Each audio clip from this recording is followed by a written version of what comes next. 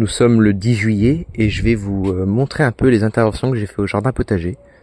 On perd pas plus de temps et l'on commence avec des choux rouges.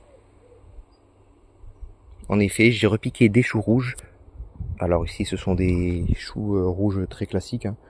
C'est pas de ma semence. Je n'en avais pas, en fait, j'en ai jamais fait des choux rouges. Donc c'est un peu une première, on va tester. Et donc je les ai repiqués. Je vous montre ça. Voilà, donc la zone sous le filet correspond à la zone où j'ai repiqué mes choux. On les voit.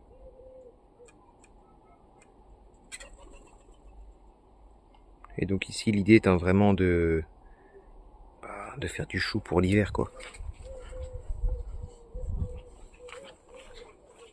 Voilà, sous filet.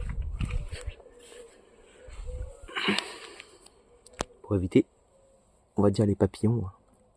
Et puis pour une bonne reprise également, pour ça limiter un peu les limaces. Et donc, qui dit chou rouge, forcément, je vous avais parlé un peu de l'association chou et laitue. Et donc j'ai repiqué, bon ça va pas se voir, et j'ai repiqué ici des laitues rouges forcément. Comme d'habitude, on continue le repiquage des laitues. Bon, ça ce sont des laitues qu'il va falloir éclaircir encore une fois, hein, mais qui ont été semées en poké. Et vous voyez, ça marche très bien. On obtient des pokés de laitue qui n'ont plus qu'à être, bon, comme celui-ci, hein, on va dire que séparés. Et par exemple, cette laitue ici, je peux la mettre 50 cm plus loin. Continuons. Nous sommes un peu plus donc dans une zone, on va dire, confinée du jardin. Et on remarque ici des débris végétaux. Ce sont des feuilles de poireaux. En effet, je viens de commencer. Donc j'ai sorti ça la semaine dernière. Et donc, voilà. Je vais pas tarder à repiquer ça en pleine terre. Poireaux de 40 ans. J'en ai un bon paquet. Poireaux de Hongrie.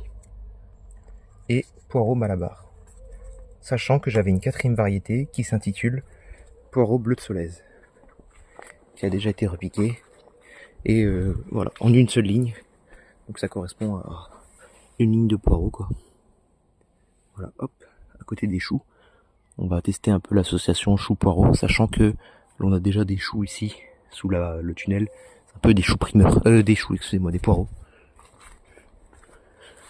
Regardons leur avancée d'ailleurs. Je n'ai pas fait... On va passer de l'autre côté. Du coup, je disais que je n'ai pas fait de visite du jardin depuis un moment. Et voilà, nos poireaux sont bien repris. Voici le stade. Voilà, donc c'est des poireaux qui venaient de la famille. C'est pas mes plants. On voit qu'il y a du très très gros, qui est déjà bien en avance. Et donc ça me plaît bien. Voilà, du gros plant de poireaux, on va dire prêt à être mangé, on va dire, durant le mois de septembre. Ça me paraît bien. Et donc comme d'habitude, un sol fumé, surtout enrichi en engrais. Parce que le fumier à cette saison, c'est plus le moment. Voilà, et j'en avais encore un peu ici. D'ailleurs, on va en profiter pour voir un peu les maïs. Alors, j'ai fait 2 semis. Et à cet endroit, j'avais fait un semis très dru. Donc c'est ma propre semence, faut le savoir, hein. Et moi, en fait, je vous invite à faire votre propre semence pour justement avoir ce genre de résultat. On va regarder un peu de plus loin. C'est-à-dire des beaux maïs sur toute la zone, sans trou, ni perte.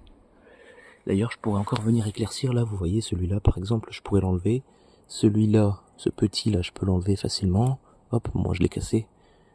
Et donc l'idée est vraiment d'avoir un maïs tous les 25 cm, un truc comme ça. Bon, ceux-là ils sont un peu proches. Je vais certainement prélever celui-là peut-être. Et celui-ci, je vais aussi le faire sauter. Bref, vous voyez, j'ai fait un premier éclaircissage. Éclaircissage. Et il m'en reste un deuxième parce que là on est vraiment sur des interrants très courts, 30 cm. Donc l'idée étant vraiment de... en interrant 30 cm, il faut les laisser environ tous les 25-30. Donc là ils sont trop proches. Et là on a un peu la densité un peu plus intéressante. Ici, on est environ tous les 20.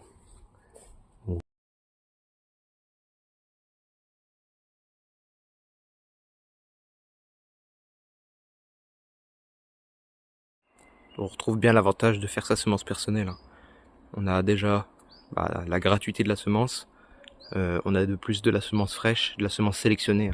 Parce qu'aujourd'hui, les marchands de graines, certains ne font plus la sélection en fait.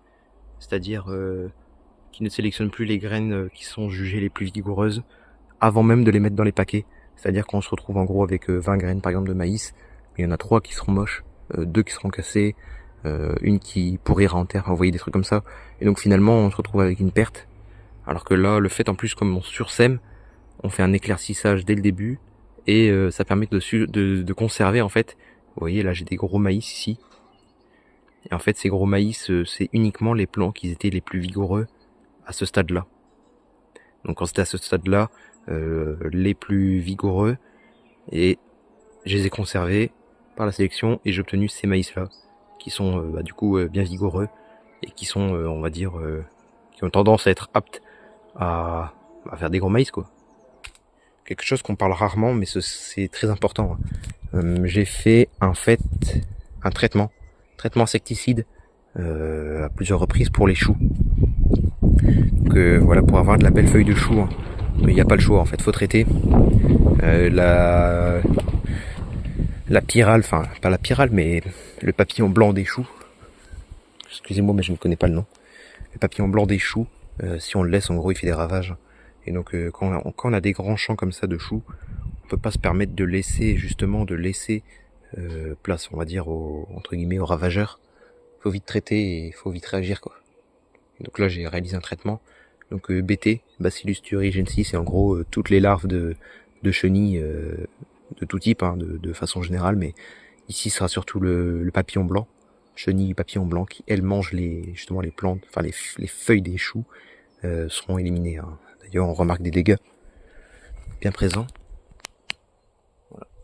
Ce genre de trouée là très caractéristique. Voilà, là on le voit bien, on a un bel exemple.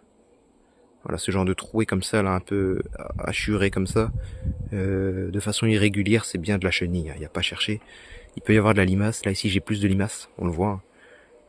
C'est simple en fait, c'est parce que j'ai une technique, on va dire, une préparation de sol différente. En fait ici j'ai bêché, j'ai fait un labour quoi. Et de ce côté, j'ai fait un coup de motoculteur. Donc on retrouve là, on va dire les disparités au niveau des limaces, la gestion